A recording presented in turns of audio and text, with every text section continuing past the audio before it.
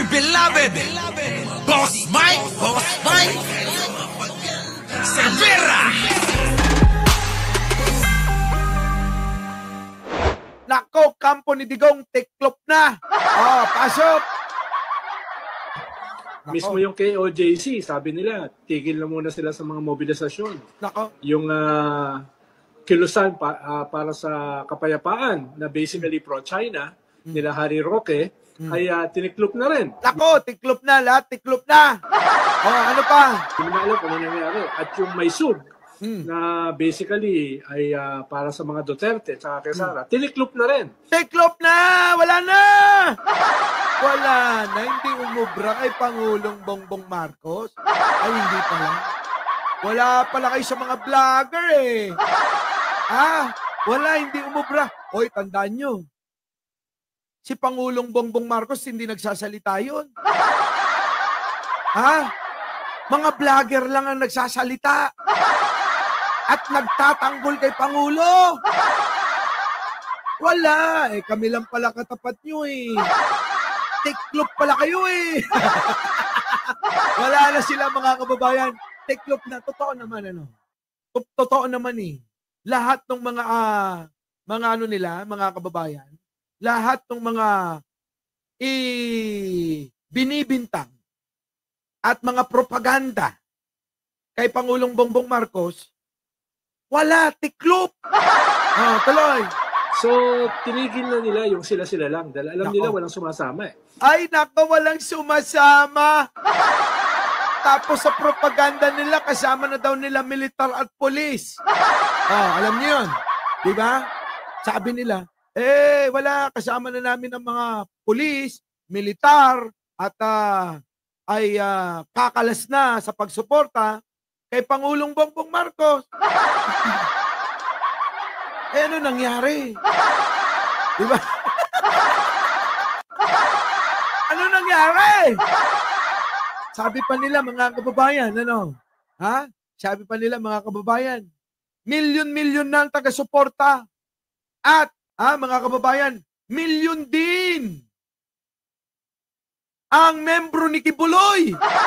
Mutik na. Halos 2 linggo si Torre doon sa KOJC. Hindi man lang umabot ng 2,000. Wala pa nga 1,000 eh. Yung ba yung milyon-milyon? Ano nangyari mga kababayan? Bistado. Ayan, nawala na. Sabi nila magkakagera. Nasaan na yung propaganda nyong yun? Ba't parang mas lalong tumatapang ang Pangulo ngayon? Napansin nyo ba? Ngayon ang China. Ang China medyo parang nagigimbal na. Kinakabahan, dinadaga na sila. Bakit? Meron na tayong mabigat na sandata na galing ng Amerika. At panay ang reklamo ng China. Kita nyo mga kababayan, yan ba yung tahimik lang na presidente? Yung sinasabi nila na bangag, hindi makapag-isip ng maayos? Yung presidente na sabi nila weak leader? Yung presidente na bobo? Bakit ngayon mga kababayan? Ang Pangulo nakatayo pa rin, nandun, nakaupo pa rin. At ngayon, yung dating China na mahal ni Digong, panay na reklamo ngayon. Parang kinakabahan na sila mga kababayan. Bakit kanyo? Nagkaroon ba naman tayo ng mga sandata na hindi nila inaasahan? Tuloy. At makikita yan sa mga survey na bumababa sila dramatically. Totoo yan. Ulitin ko lang mga kababayan, panoorin yung maigi pasok. Last year, tiniklop na nila. Mismo yung KOJC, sabi nila, tigil na muna sila sa mga mobilisasyon. Yung kilusan para sa kapayapaan na basically pro-China, nila Harry Roque, ay tiniklop na rin. Hindi mo na alam kung ano nangyari. At yung Maysug, na basically ay para sa mga Duterte at kay Sara, tiniklop na rin. Tiklop! So, tinigil na nila yung sila-sila lang dahil alam nila walang sumasama eh. Ay, naku, nakakaya, no? Yung sabihan ka na, Alam nila na walang sumasama sa inyo. O, kita nyo? Walang sumasama ha, sa propaganda ng mga Duterte at kampo nila. Ang nangyari pa nga, pabawas ng pabawas pa. Alam nyo ba mga kababayan, na ngayon nag-aaway-away na yung mga vlogger nila? Oo, nag-aaway-away na sila. Sobra ngayon ang away at parinigan sa social media. Ha? Oo, sobra-sobra na sila magbanatan ngayon. Meron pa. Ha? Meron pa. O, ito, kwento ko ha. O, chismis to. Hindi chismis. Ayon sa aking budwit, ha? Ayon sa aking pink palaka mga kababayan na nandoon sa kabila, meron daw, ganito mga kababayan ha, dahu itong vlogger, DDS vlogger, na kinulimbat yung mga donasyon. Marami palang mga OFW na nagbibigay ng donasyon para mag-rally tong mga to. Mga kababayan, at yung iba nating mga OFW na naniniwala sa mga eengot-engot na yan, nagbibigay mga kababayan, milyon ang binibigay.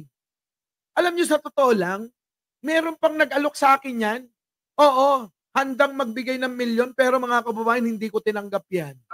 Alam nyo yan, baka napapanood nyo to. Meron nag-alok sa akin. Oo. Boss Mike, wala akong mapagkakatiwalaan, ikaw lang. O, totoo to mga kababayan ha. O, sabi ko, ano po yon? Gusto kong mag-donate para mag-rally kayo. Ako? Mag-donate rally? Magkano? 1 milyon gustong ibigay mga kababayan. Alam nyo, hindi ko tinanggap yan. Totoo yan ha. Hindi ko tinanggap. Oo. Sabi ko, rekta mo na lang. Kung idadam mo sa akin yan, wag na lang. Eh ngayon mga kababayan, ganito. Isang DDS, may kakutsaba pala. Oo, nagkukutsabaan sila. DDS vlogger, yung mga donasyon ng mga OFW para maituloy-tuloy yung rally, mga kababayan. Yung rally na ginagawa nila sa EDSA o kung saan-saan pa man. Ang problema mga kababayan, abay kinukulimbat. Ayon sa aking pink palaka mga kababayan, ang vlogger na to mga kababayan, wala daw talaga yan. Bigla na lang mga kababayan, biglang naging buhay rena na. Putik na yan. Alam nyo mga kababayan, hindi natin dapat gawin yan. Sabi ni Jinkoy, bakit 387 lang daw yung nagla-like? 900, magwa 1,000 na tayo. Baka naman o baka i-report nila to. Wala na naman tayong live. Mga DDS, kailangan nyo malaman to. Nilalamangan kayo ng vlogger ninyo. O, kita nyo yung mga donasyon, milyon-milyon. Aba, hindi na napupunta sa rally nyo. Kinukulimbat nung pinagdadaanan ng donasyon. Nako! Ayun yan sa pink palaka ko. Kita nyo eto wait lang. Hanapin ko bago natin ituloy yan mga kababayan. Wait lang, isiningit ko lang. Wait, eto. Tignan nyo to mga kababayan Grabe. Ibang klase. Nasaan na yun? Ay, bakit ganon? Bakit biglang mali? Yan. Wait lang hanapin ko lang. Naisingit ko, naalala ko. Putik na yun, mga kababayan, ganun pala ang bigayan. Sana all talaga, no? Sana oil. Oo. Wait lang. Yan. Ako. Wait lang hanapin ko yung iba. Meron pa Naku, eto na. Diyos ko. Nakita ko rin sa wakas. Matindi to mga kababayan, matindi. Matindi to. Sana oil talaga, no? Mga ganyan, Pero alam nyo mga kababayan, kung magbibigay kayo sa akin ng pera, tatanggihan ko yan. Yung sasabihin nyo, donasyon ninyo para mag-rally kami, hindi ko tatanggapin yan. Idiretso nyo na lang sa Malacanang. O kung sino pa man, wag lang sa akin. Our beloved Boss Mike, Boss Mike.